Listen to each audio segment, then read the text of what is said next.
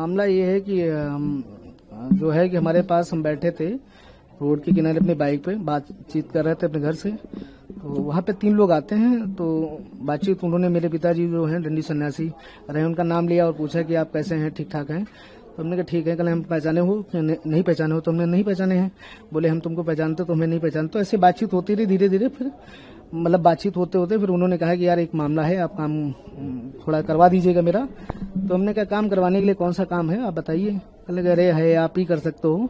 तो हमने कहा क्या है? तो उन्होंने कहा हम आपकी बात करवाते हैं। लो अच्छा, आपके बहुत क्लोज हैं। तो हमने कहा कौन सा क्लोज है मेरा ऐसा कोई? तो उन्होंने बात कराई। हालांकि मैं बहुत पहले उनको जानता था और मेरी उनसे बात भी नहीं होती है। चूंकि उन्होंने आशुतोष पांडे जी को फोन लगाया और बात उन्होंने कराई। तो उन्होंने उधर से आवाज आई कि मैं आशुतोष पांडे बोल रहा हूँ, पहचाने हूँ? तो हमने कहा कि नहीं पहचान पाए। तो फिर उन्होंने कहा आशुतोष पांडे याद करिए। तो हमने कहा अच्छा दादा प्रणाम।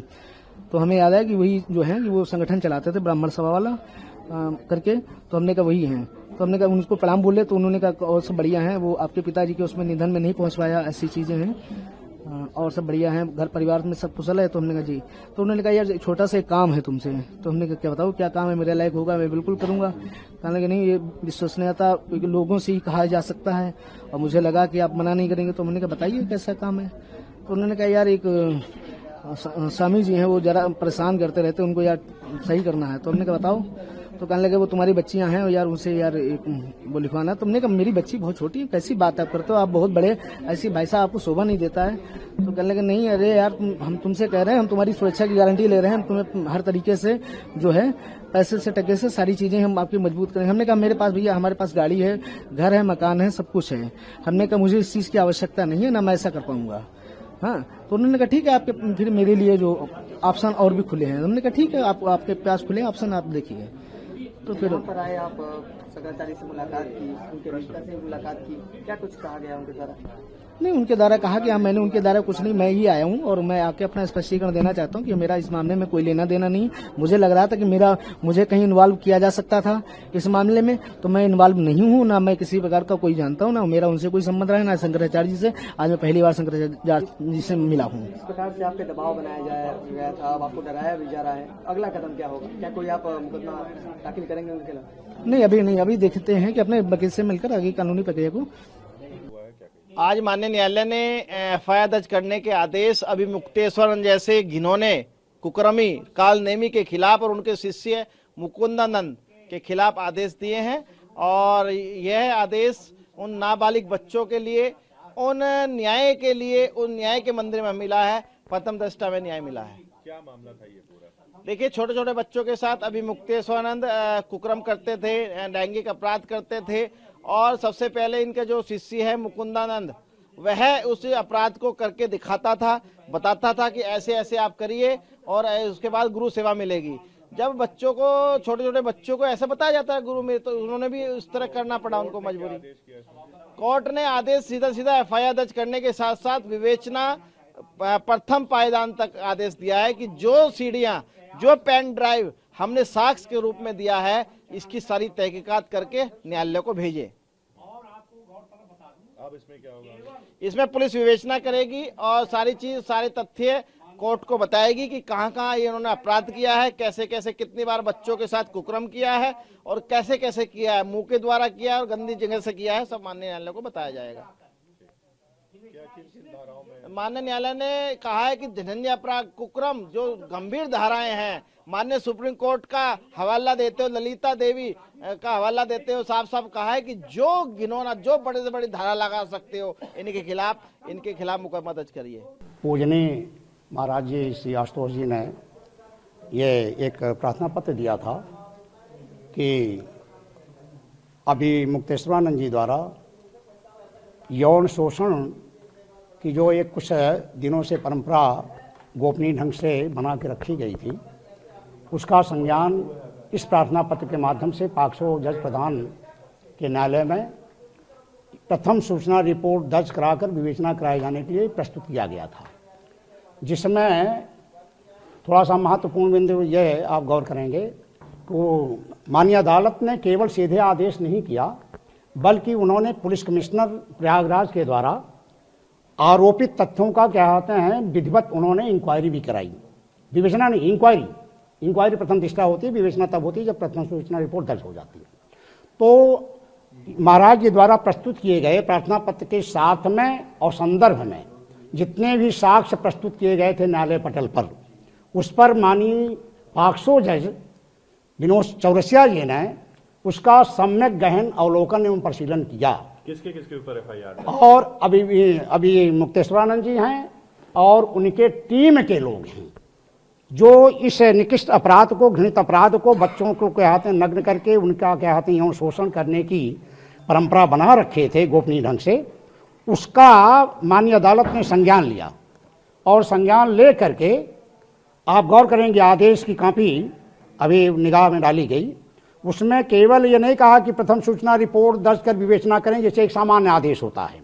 चूंकि ये विशिष्ट और विशिष्टतम प्रकरण था इसलिए माननीय अधीनस्थ न्यायालय ने स्तब्धता महसूस करते हुए उन तथ्यों पर किया, जैसे होता है हाय राम ऐसा भी शंकराचार्य ऐसा कर सकते हैं, कथित शंकराचार्य। तो ऐसी दशा में उन्होंने उन बिंदुओं को भी स्पष्ट किया। किन पर एफआईआर हुई? ये अभी मुक्तेश्वरानंद जी हैं और उनके क्या आते हैं 4-5 शिष्य हैं आदि करके है। तो आदेश पूरा आ जाएगा तो आपको मिल जाए, कॉपी मिल जाएगी। तो उसमें क्या आते हैं ये थाना झूसी के थाना प्रभारी को आदेशित किया गया है कि आप प्रथम सूचना रिपोर्ट दर्ज करते हुए वो 4-5 बिंदु जो स्पष्ट हैं, विशिष्ट हैं और घृणित अपराधों के क्रम में ले जाते हैं, तह में ले जाते हैं, उस पर गाइडलाइन दी है। ये महत्वपूर्ण बिंदु है इस आदेश का। तो उसमें क्या था उन्होंने विवेचना का आदेश देते हुए ये कहा कि विवेचना सुनिश्चित करते हुए न्यायालय को अवगत कराएं। हमारे पास ऐसी कोई सूचना नहीं है। हम लोग तो मठ में है ही हैं, समय समय पर जनता से मिलते ही हैं। अगर वो लोग आएंगे तो जरूर उनसे मिलेंगे हम। हाँ। लेकिन ये जो षड्यंत्र रचा जा रहा है लगातार देखा गया है कि ऐसा षड्यंत्र पहले तो ऐसी घटनाएं नहीं हुई, जब आपने कई सारी चीजें हुई, कुंभ हुई, गौ माता के लिए आपने बोला तभी ऐसी बात आ गई अचानक से। अभी तो आप लोग देख ही रहे हैं, इसमें हमको क्या कहना है। जो सच्चाई है वो ये है कि ये जो सरकार इस समय है ये चाहती है कि हम ही धर्माचारी हों, हम ही सरकार हों। दूसरे जो गुरु हैं उन सबको या तो अपना अनुगत बना लिया जाए, जी हजूर बना लिया जाए, और या तो फिर उनको मान मर्दन करके समाप्त कर दिया जाए। तो बहुत सारे धर्म गुरुओं को उन्होंने अपना पालतू बना लिया है। कोशिश कर ली है कि अब वो उनकी यहाँ में यहाँ मिला रहे हैं, चाहे वो गलत करें चाहे सही करें।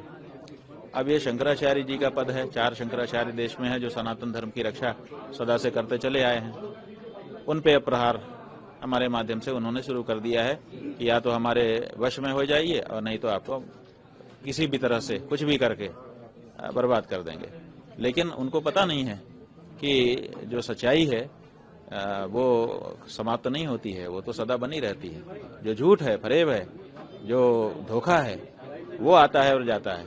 सच्चाई जहाँ की तहाँ है। इसीलिए 2500 साल से शंकराचार्य जी जहाँ के तहाँ हैं। कितने आए कितने चले गए।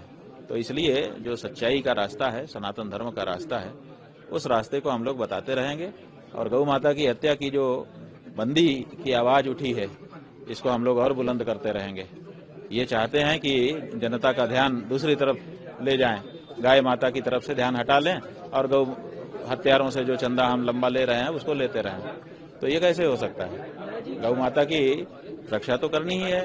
देश की जनता चाहती है कि गौ माता की रक्षा हो तो करनी पड़ेगी, कोई भी सरकार हो। इसको लेकर क्या और भी पीठ के शंकराचार्य महाराज जी लोग? बात यह है कि सभी पीठों के शंकराचार्यों से हम लोगों का निरंतर संपर्क रहता है और हर पीठ के शंकराचार्य मिलकर के, 4 पीठों के शंकराचार्य मिलकर के गौ माता की रक्षा का ये आंदोलन चला रहे हैं। गोपाल मणि जी नाम के जो गौ भक्त हैं वो 4 शंकराचार्यों के पास गए थे और 4 शंकराचार्यों के पास जाकर के 4 का आशीर्वाद आदेश पत्र लेकर के आए थे, तब जाकर के आंदोलन चल रहा है।